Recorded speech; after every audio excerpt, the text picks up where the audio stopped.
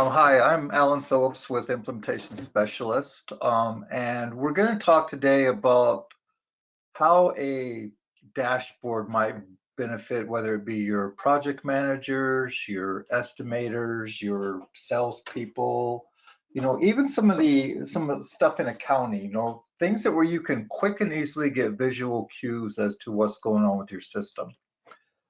So to set this is actually tied to the Fabricam company in GP. And you, to get these to yourself, it would be a pretty simple thing if you were to get a hold of these to basically just come into the data source and basically change this. All we have to do is change the settings and point it to your server, your database, put in some credentials, and then these are hooked directly to yours. Now, once they're hooked in there, of course, you will have the ability to go back, and we can go back in and either change the queries if they're needed, add things to them. If you look at these and say, well, yeah, that would be great, but I'd rather see this. Because the data is here, we can quickly and easily move things around in here and get started. So what I'd like to show you about this is some of the key features that we built into these and some of the ways that they can really help you. So you have two versions of Power BI. You have the desktop version where you can create and edit the reports, and then you have the desktop viewers, or excuse me, the viewers, and those are the ones where all they're doing is viewing the report. That way you can email them the report, they can go to a site and pull the report, but you can be assured that they can't get to the data to change it because that is only available again from the desktop version. So what we have is we have a suite of these. We have the job cost report, we have a service call report, and we also have a maintenance contract report. And we've had talks about putting a all-encompassing one where all three of them are built into one with just different pages and things like that. So that could be coming down the road, but for right now, we have these three separate. So what you have here is you have three tabs. We have our summary tab, which is basically looking at everything from the high level. And then from there, we can drop down to the customer itself and see what's going on with the customer. And then from the customer, even down to the detail of everything that's going on.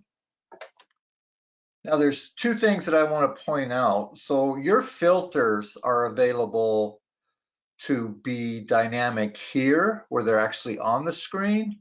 Or we can also have them where they're only over here and they're filtered automatically. Now, where would that come into play? Let's say that I was pushing this out to a job manager.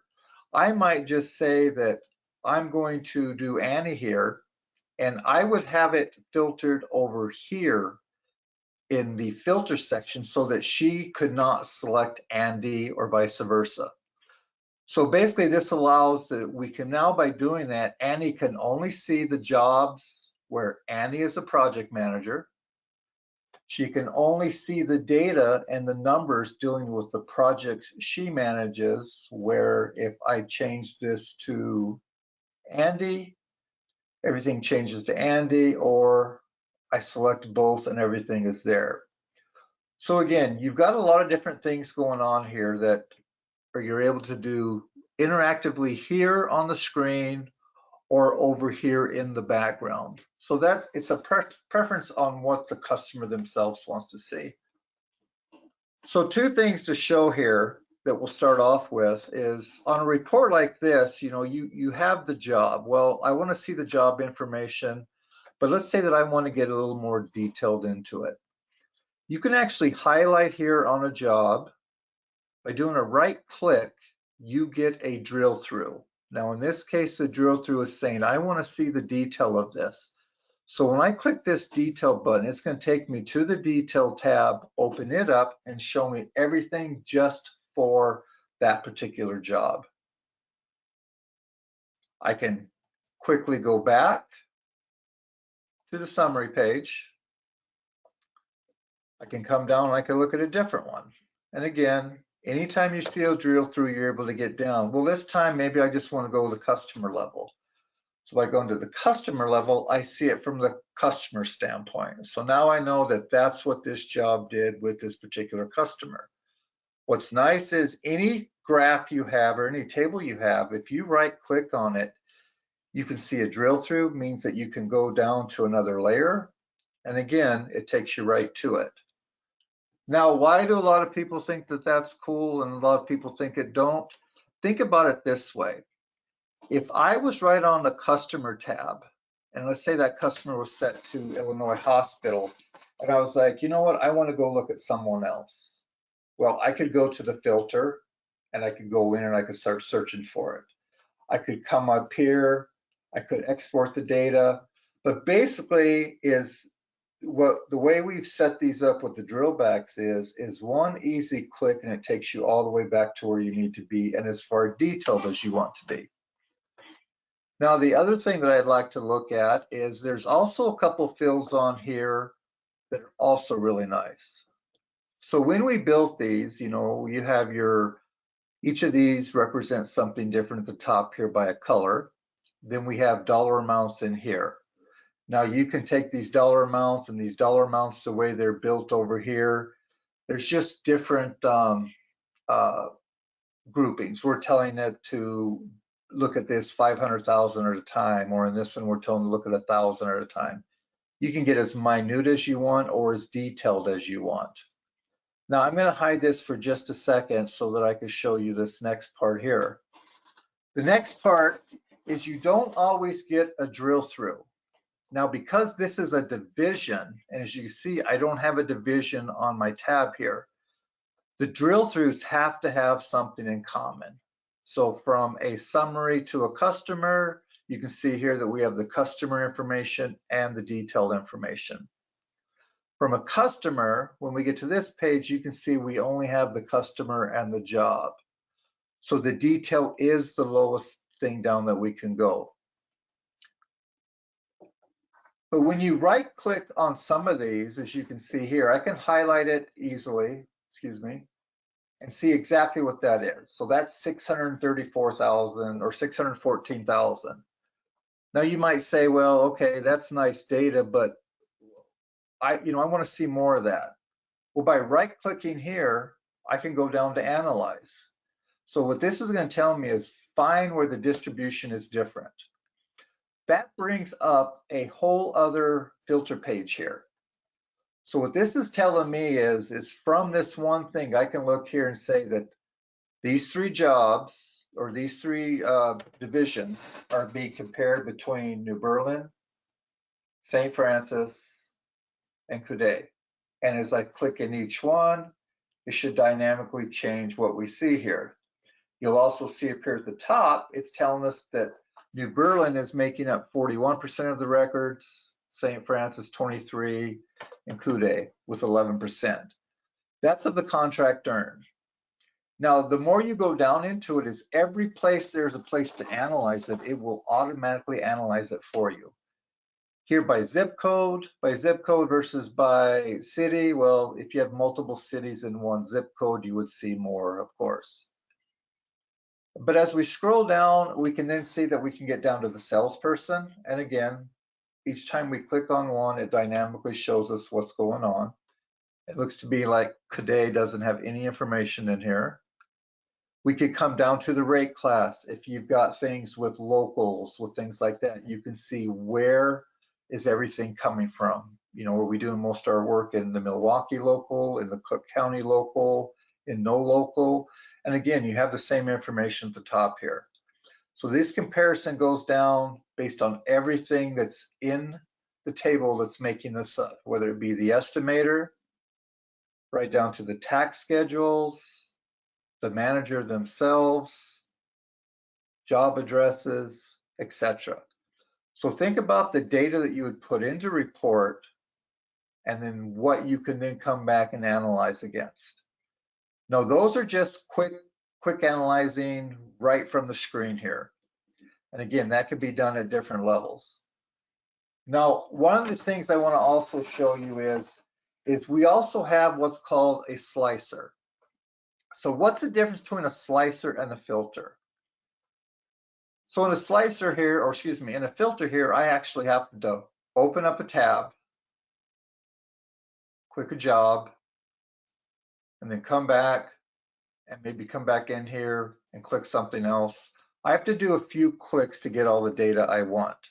The nice thing about a slicer is the slicer lets you do a lot of things differently.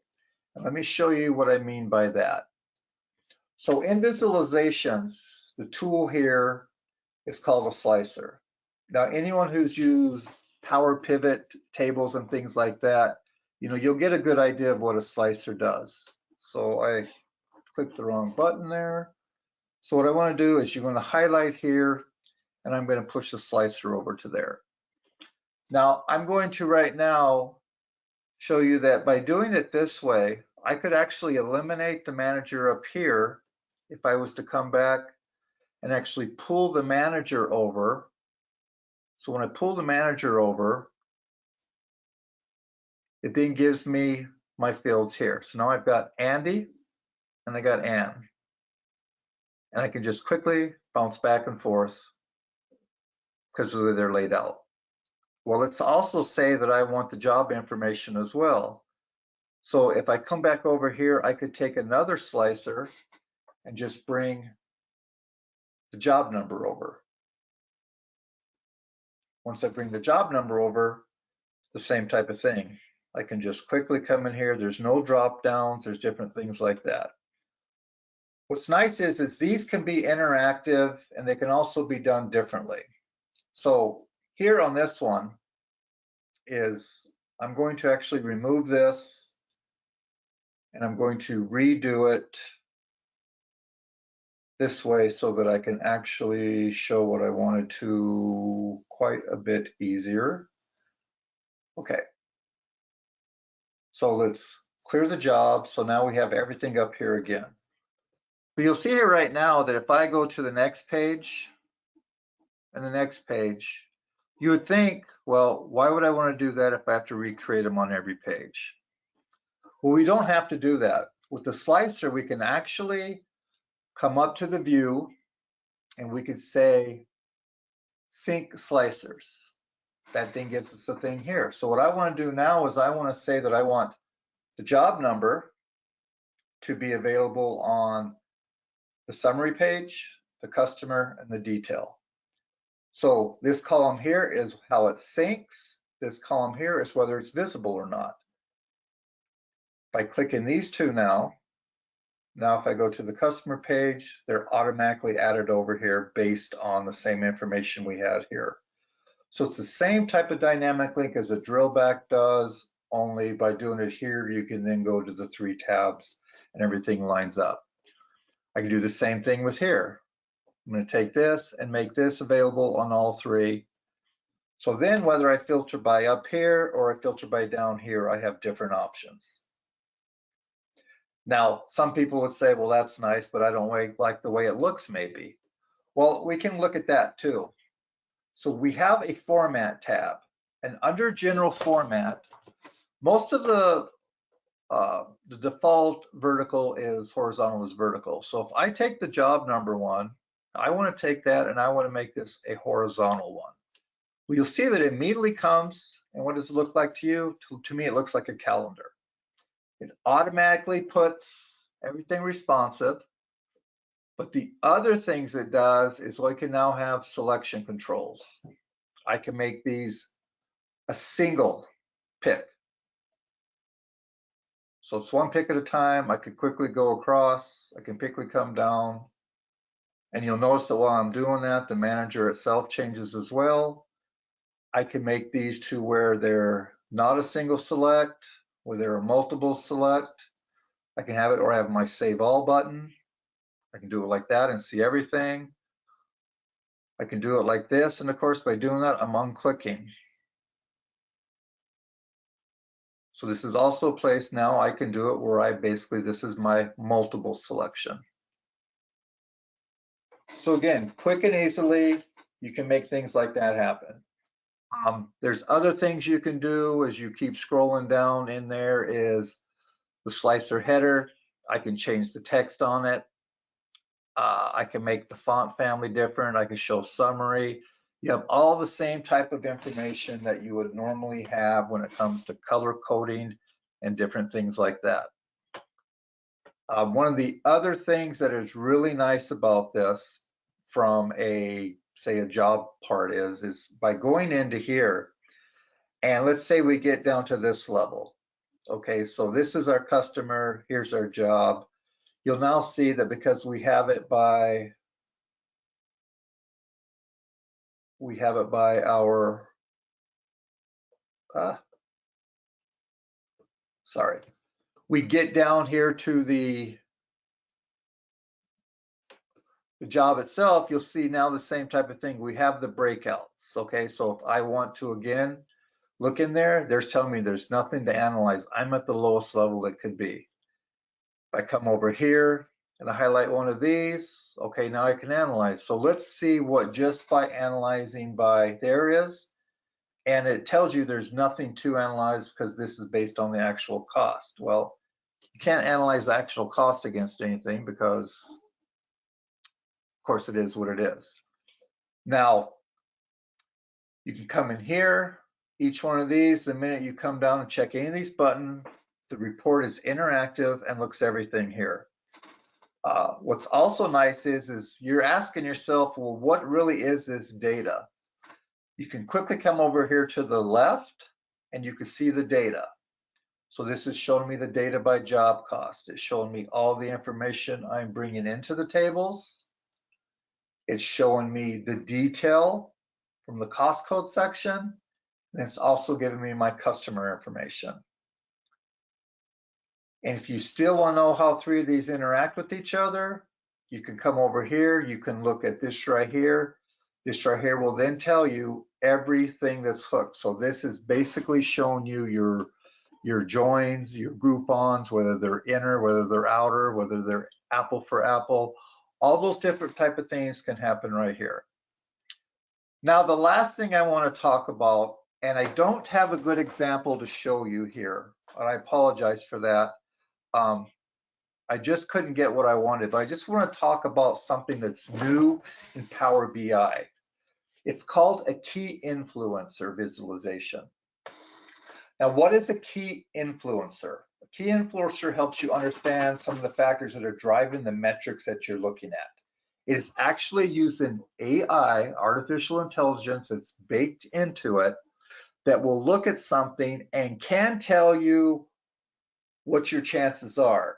So it could look at maybe in this case, commercial versus industrial, and tell you the factors that might be driving your dollars up, your dollars down, different things along like that. Employee turnover. So what's influencing employee turnover might be one. And in there, you could find out that it could be the contract length.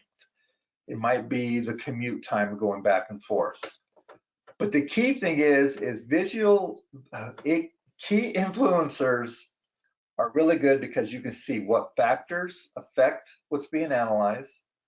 You can contrast the importance of those factors, whether those, say, are short-term contracts versus long-term contracts. You're able to get it in a visual. You can analyze it by category. You can analyze it by the whether it be, say, from a marketing standpoint, whether it be from a division standpoint, time and material versus fixed, HVAC versus mechanical or electrical, whatever is driving the stuff that you're looking at today is pretty much what one of those would be. Now, this is actually the first version of this, so I see it just coming and coming. But it really looks at the same type of analysis that this right here would do, only it takes it and it lays it out completely different. Now, when I say it lays it out completely different, I'm just going to show you a snippet of what one of these might look like so that you can just get an idea. And basically what a key influencer would look like is something like this right here. So again, it's taken all the data that it's looking at and it's telling you this: the likelihood of, in this case, a rating being low increases by this if the role of the person is a consumer. If you change that role to be the high side, it might tell you that the role of the organization could be a CEO or one of those things. Each of these right here would be maybe a different analyzer.